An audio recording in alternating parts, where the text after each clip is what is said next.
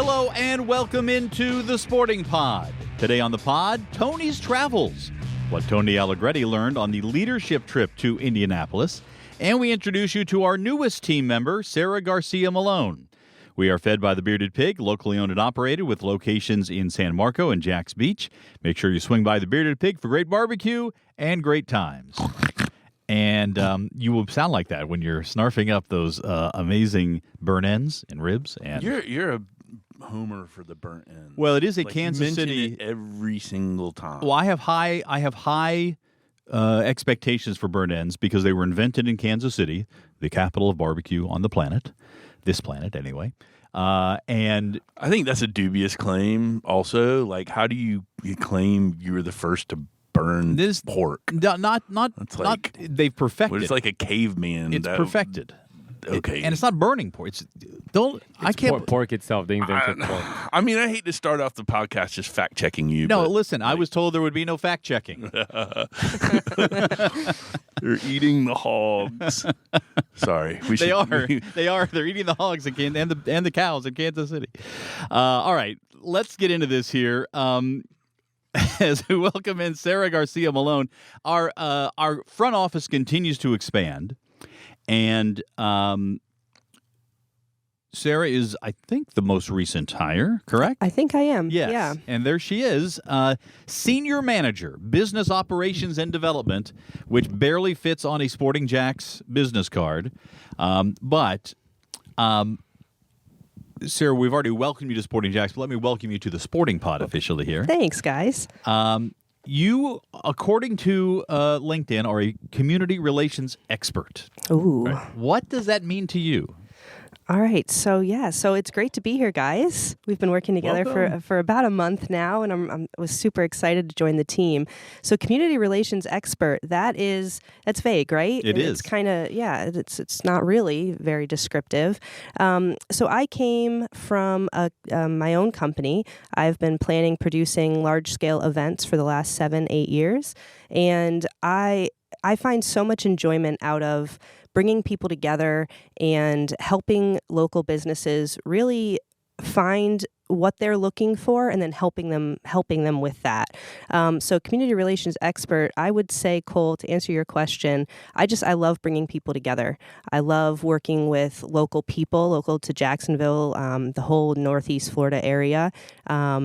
And just, doing whatever it needs to be done. So in past events, that might have been helping a senior find an Alzheimer's specialist that they needed. With Sporting JAX, I hope that's to find great community partners that want to come on board and grow with us as we just expand and continue to dominate this market. Well, it is exactly the kind of sort of history and perspective I think that the club really is built on.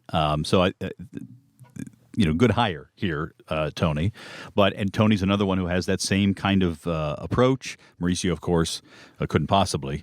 Well, we're starting to clutch things up, it seems like. So it's only looking up from here with hires like Sara. After the first hires, which I think I was the first hire after the ownership group, and Tony's part of that. It seems like we keep going up a little bit. Getting Tony, better. We absolutely get better and better. Yeah, yes. So we're definitely better off now. So why Sporting JAX? Why did this opportunity speak to you, and why did you decide to accept the offer? Yeah, that's quite an answer. I could be here all day answering that question, but it really boils down to I have such a passion for sports. I have such a passion for women's sports, especially youth sports. I'm a former athlete myself. I did dabble in soccer for quite a while through high school, but basketball was my sport of choice. I played in college, and team sports in particular are just such a cool concept. I actually read an article this morning, and it was about a gentleman who was talking about how hard it was for him to transition from being an athlete to being in the professional world.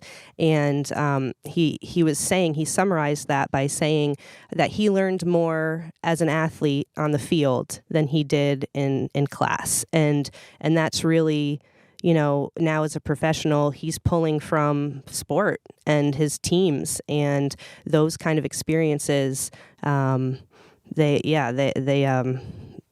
so that's what I'm all about, and hope I can bring to Sporting JAX. That's awesome. And right now at the office, just sort of logistically, we are on top of each other very much because we're all in the above office. We have a new office going to open any minute now, no pressure. That is going to really allow us, but you've got to work well in tight spaces right now. So I really appreciate getting to know Sara because we're sharing the conference room a lot right we now. are. So, understanding the relationships that she's bringing to the company and just the energy, we're super stoked. And what is a soccer club if nothing but a lot of large-scale events? So true. Very Exactly. true. What's the reaction been from people when you go out and over the last month plus since taking the job and you're interacting with a lot of folks in the community? What are you hearing? Oh man, everyone is super excited. I've been able to kind of circle back to some old networking groups that I have gone to for years and just announcing what I'm doing now. And the room, congratulations, cheers. Everyone is super excited coming up, wanting to know more about it, wanting to know how they can get involved. So that's been really great. And one thing that we talked about building, I think something you're going to be heading on is our business alliance. Can you talk a little bit about what the vision and mission is behind the business alliance and how the community can benefit from it? Yeah, absolutely. I'm super excited to take on this project. So Sporting JAX, we're going to have a group of business professionals around the area, supporters of the team, but also people who kind of get the benefits of networking around sport and around that teamwork environment. In a few months here, you'll start hearing more about it, but we're going to bring in business professionals from around the area. We'll have meetings together.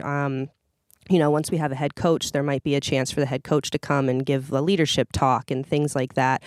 Some members will be able to go meet at their place of business and just really connect and kind of share best practices and, what everyone is doing and how to integrate, those best practices. Yeah, I think it's going to be a great way before we start playing games to be able to have some sort of intimate events that will allow people to really start connecting even more deeply with the club and with the Sporting JAX community.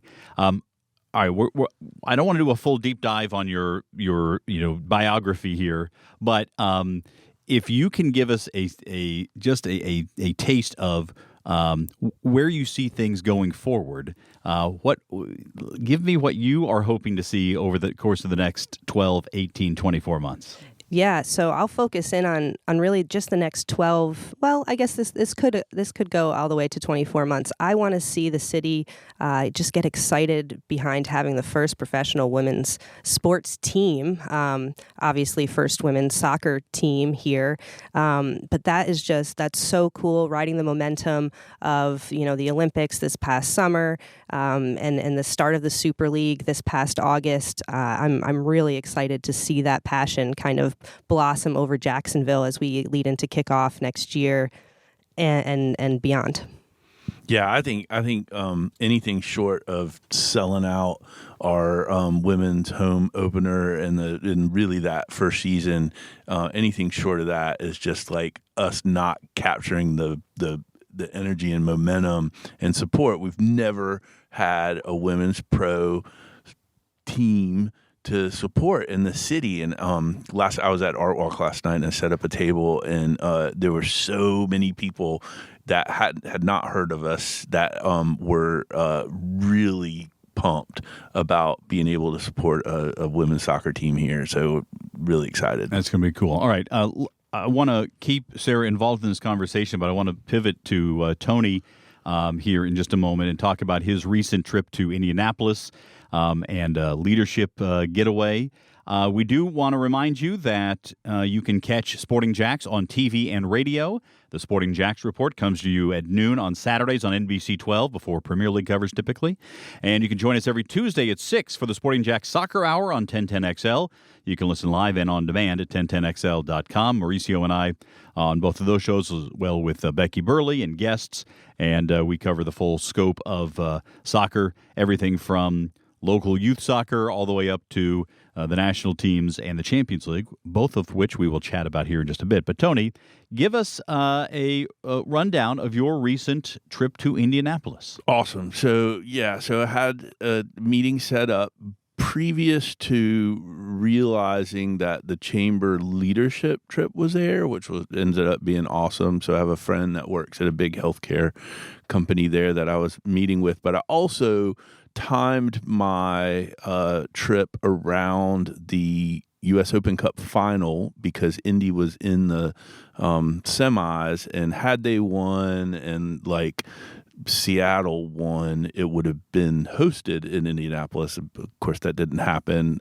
In fact, the final was in L.A. while I was there, and it didn't end until like 2 a.m. Mm-hmm. So I didn't even know who won until the next day. But had my meetings, was able to connect with the chamber leadership. I worked for the chamber for a few years, and these trips are amazing. There's a lot that benefits the city and things that have happened from these trips that are implemented in Jacksonville over time. And I'm sure there will be some things from this trip as well. Just a couple notes. One was there was a whole breakout with Michael Corrigan from Visit JAX and some of the same leadership in Indy about sports tourism, and we had meetings at the NCAA and all. Indianapolis models itself as the sports city, kind of like Nashville is for music, and so the breakout on sports was super interesting because there was so much that we're doing just at Sporting JAX that was germane to the conversation. So they're talking about women's sports. Of course, they've got Caitlin Clark and the Fever. They've got the Fever in Indy, and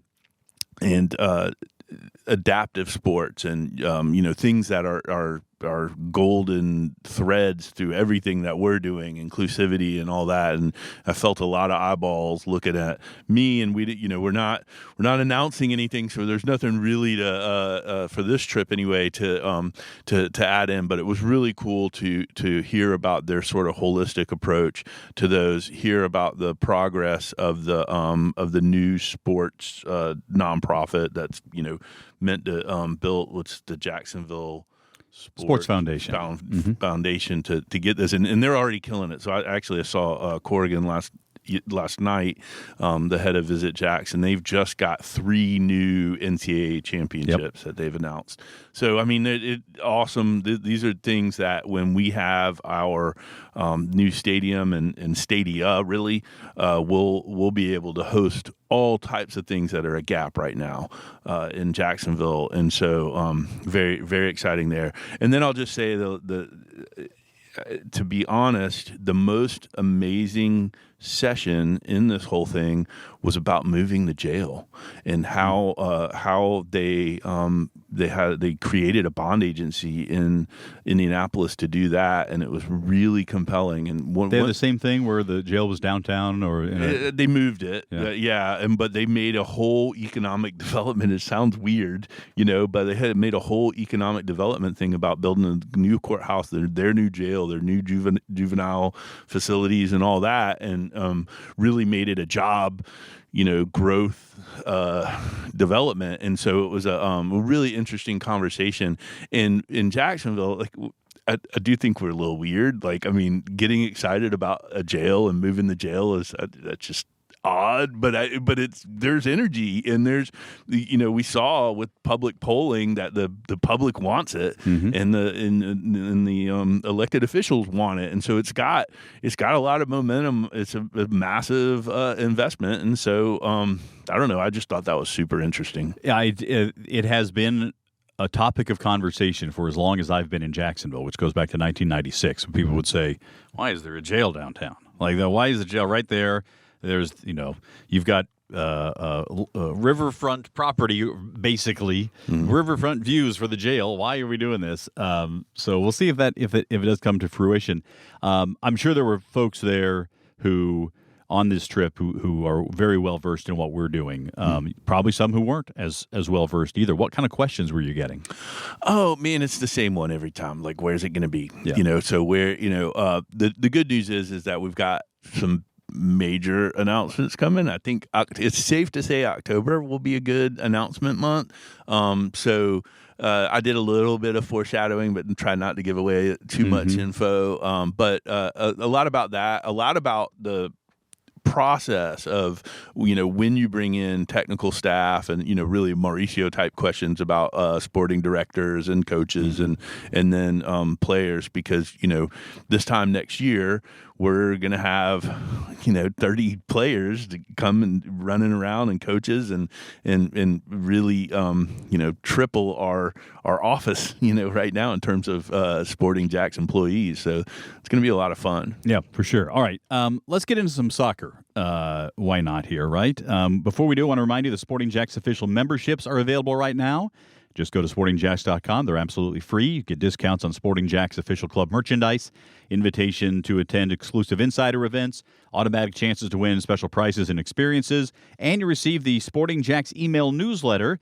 While you're there, you can also place a deposit on season tickets and receive first access to seats and a special limited edition Sporting JAX founding member pin, which are now in and glorious. So just go to sportingjax.com for that. All right, let's start with Champions League, if you guys don't mind. Mauricio, you all right with this? I'm okay with it. I'm glad that we got past the pork podcast, and then the business relation podcast, and now the political trip podcast, and now we can actually get into what I thought I came here for, the boring, which is a soccer podcast. Yeah. Now, but jokes aside, we always talked about this podcast was going to be an inside look on what an expansion franchise looks like, right? And sometimes we do a better job in that based on kind of what's happening. Sometimes we don't have a lot to discover or to share, but this week is a great example of the kind of quote unquote like the minutia work that that has to be done in order to actually put the product on the field, which is obviously all of us are passionate about, but building a staff, how we're going to reach out to the community, the work that needs to be done, the trips, the common practices. This is all the things that we hope to share with our community. And we should always have a camera around us. We talked about that, right, Tony, for a long time ago. This really should be a documentary of sorts. Like The Office. All right, now that brings up a whole other layer of who's who in, I'm Ricky Gervais. Unfortunately, this is the American Office, so right, sorry, it kind of makes it tough for you. Anyway, let's talk a little soccer here. We saw some big scores over the week in Champions League, led by 7-1 Dortmund over Celtic. But you had Barcelona winning 5-0. An 8-goal thriller. 8-goal thriller. Man City a 4-0 win. You had Inter winning 4-0. Salzburg following at Brest 4-0. Benfica 4-0. I thought we would have some of these games in the early stages of the Champions League because there are more teams that are involved. But boy, they just kept coming. Yeah, and they're all over the place. I mean, you look at Benfica versus Atletico Madrid. Madrid just came off of the Madrid derby over the weekend against Real Madrid, and so I think they might have put all their eggs in that basket, and then they turn around to play Champions League against Benfica and get bounced 4-0. That's not. I mean, Atletico Madrid never gets. Didn't you have forgive me if this isn't public, but didn't you have a call with Benfica on match day? Are you responsible for some of this? It's their American Benfica Institute. Yeah. So tangentially, you were not. Yeah, I don't think that call really affected too much. But maybe I should claim it. Or I'd be like, I gave. Do you remember? Yes, we did have a talk with Benfica, and I gave their basically first team, inspiration and motivation towards Atletico Madrid because I'm a Real Madrid fan. So I just bring it up to say good job. Yeah, thank you.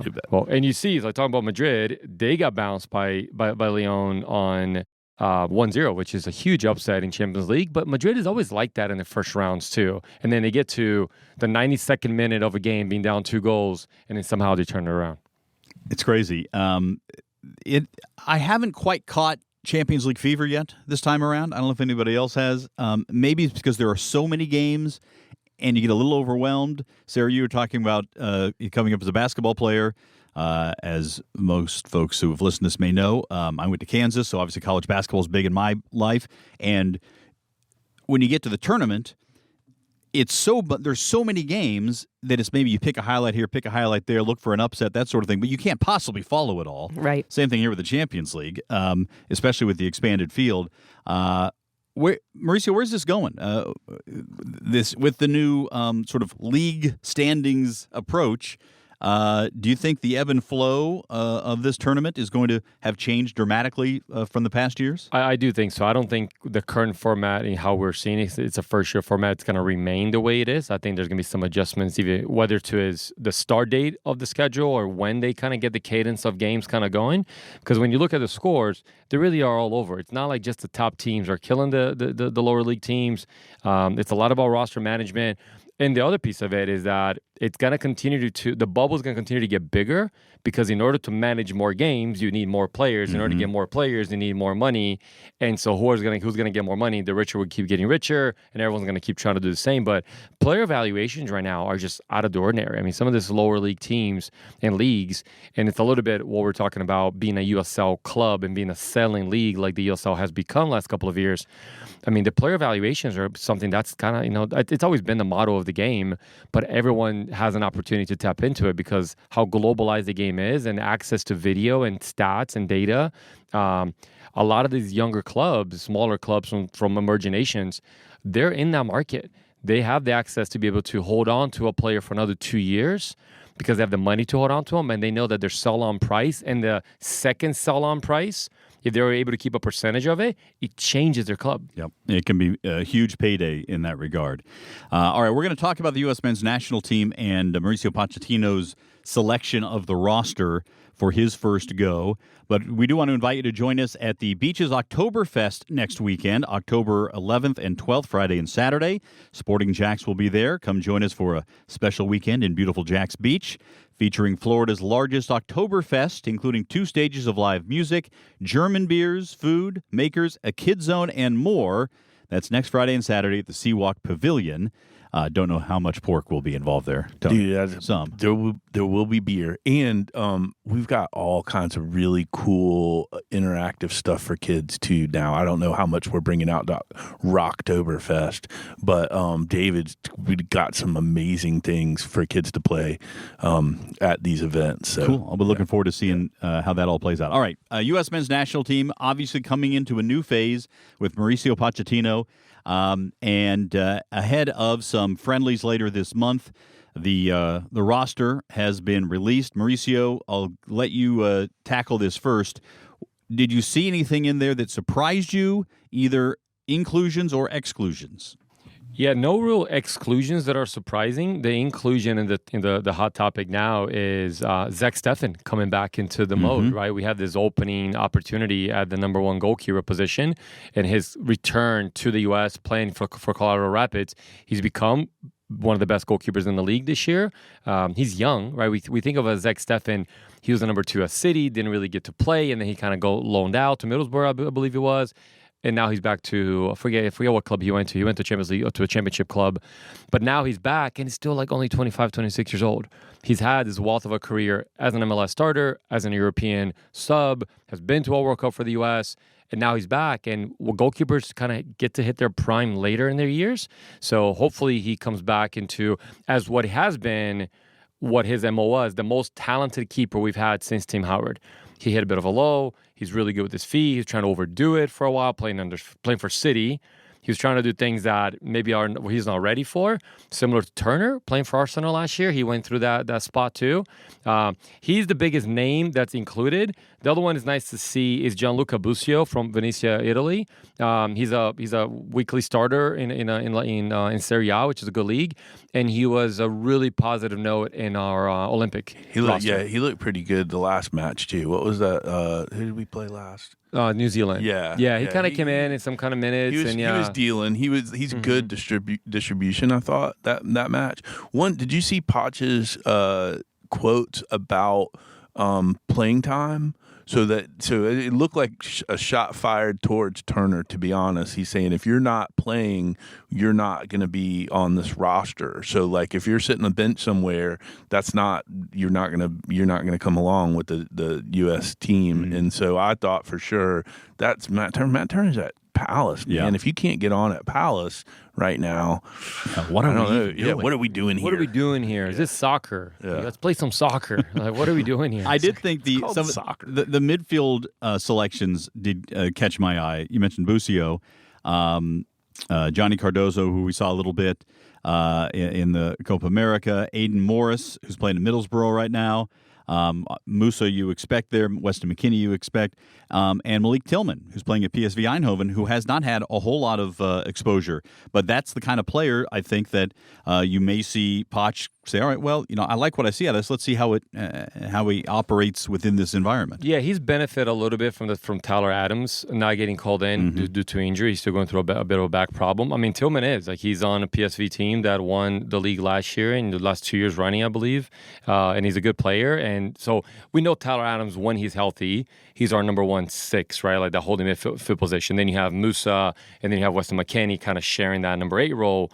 Well, when Tyler Adams is out, then you have to kind of bring one of those two back. Typically, Musa kind of comes back into that position. Cardozo is fighting in there. But Tillman kind of gets to fit. He gets to benefit from being part of that cycle. He was called in. He was in Copa America in and out a little bit. Didn't have great minutes. But the player that I think we need to start watching for the future is Aiden Morris. He's a Florida-based player. Went to the Columbus Crew Academy, made debut there. In the last call-ups, he's just been really, really good. And this year, playing for Middlesbrough, we'll see kind of how he does. But he is a player that has all of the intangibles to be a Tyler Adams of sort. Now that he's in an environment in England, that's going to be more challenging. We'll see kind of how he handles that. But if he handles that well, he's a player that I think Pochettino is going to really like. Yeah, you mentioned he's from Fort Lauderdale, played for Weston FC, which is a pretty big youth club down in South Florida, and then a lot of good work done with the Crew. Just 7 caps so far for the senior team, but somebody who we can be looking for in the future.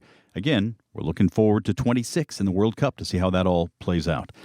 All right, guys, we have 4 of us in here. We can all take a shot at what we're looking forward to as far as the Premier League is concerned coming up this weekend. Tony usually has a pretty easy choice to pick his Premier League match that he's looking for, and it's sort of a featured time slot. I don't know what you're talking about. Everton, Newcastle, 12:30 on Saturday. The Anthony Gordon derby. Yes. That is. I'm really looking forward to that. In fact, as an Everton fan, you look forward to international breaks. Mm-hmm. So after this match, we'll get a little time off, and it'll be fine. We're back. I mean, this is clear. So obviously, yeah. So no real extra comment there, except it's always fun to beat Newcastle. Well, you can say and coming off the first win of the season and beating Palace, you have from behind. We came from behind. Oh, did you? Like people like to do to us. Yeah. And so, yes, big win. There you go. First win of the season. Mm-hmm. Mauricio, what are you looking at? Absolutely back. I am focused on that Chelsea-Nottingham Forest game. Chelsea in where they typically should. We kind of think they should belong in the top 4. That's kind of where they're sitting right now. They're on a positive 3-game spin. Nottingham Forest have had a good start. They lost to Fulham last week. So interesting to see kind of how they bounce back. Forest looks pretty good after a tough year last year. But Chelsea, I think they're starting to kind of find their groove. And let's see kind of what the plus or minus on Cole Palmer scoring 7 goals this week. Yeah, see if he pops in 5 or 6 more. What the heck? Yeah. Sarah? Yeah, so I don't know if I've actually had this conversation with you guys yet. I'm a Liverpool fan. Oh, I know. Tony, you just lost. I know. Me and Tony, we were doing so well. We'll edit his comments regarding you so well. from the beginning of the show. I know. Beep. I know. I just, right. It's fine. I hope they pull it off. Yeah. The hardest thing in life for me is meeting cool people that are Liverpool fans. Sorry. That's really difficult. They're typically happy. So Liverpool Palace, first game of the morning on Saturday. So wait, before we go on too, like that, I thought that the Fulham, that Fulham Forest game was real interesting, and Fulham's on a bit of a tear. Yeah. Since the one quid beer, mm-hmm. they've really made a nice. I think they're in 6th right now. They're like contending for Europe. Got to kind of shout out Fulham right now. I think they're exceeding expectations. 3 wins, 2 draws in their last 5, and they'll take on Man City this weekend. Oh, never mind. I think I'm looking forward to Mauricio talked about Chelsea being one of the most intriguing storylines to follow because of all their changes and all the sort of upheaval there. The other one in that same category would be Manchester United. And they go to Aston Villa, a team that is just now starting to have to play midweek games in the Champions League after their fourth-place finish last year. That's going to be interesting to see how this plays out. If this match was in 2 or 3 months, I think it would be more interesting considering the workload, the games that Aston Villa would have to add in there. But that's going to be one that I'll be keeping a close eye on. Prediction, and I'm not a fan of this, but if he does not beat Aston Villa this weekend, he's gone. I think it's an international break coming That's up. That's what I was going to say. Yeah, he's out. The time. Yeah. 7 games in, you're in 15th place. I mean, every time I pass you this week. I mean, that's just kind of put things into perspective. That's how low it is right now. Yeah, for Man U. Or how high it is for Everton. Everton 16th, Man U 13th, and that you could absolutely happen. A win for Everton would put them level on points with Man U if they lost. So we'll see how it all plays out. All right, Sarah, thank you so much for joining us on the Sporting Pod. Thanks for having me. Tony, Mauricio, I'll see you again soon. Yeah, cheers. Cool. Thanks so much to you for joining us here this week. Be sure to share this podcast with your soccer fan friends. As always, we'll try to give you some behind-the-scenes access to what we're doing with Sporting JAX. For Mauricio Ruiz, for Tony Allegretti, for Sara Garcia-Malone, Sarah GM, I'm Cole Pepper. Thanks for listening to The Sporting Pod.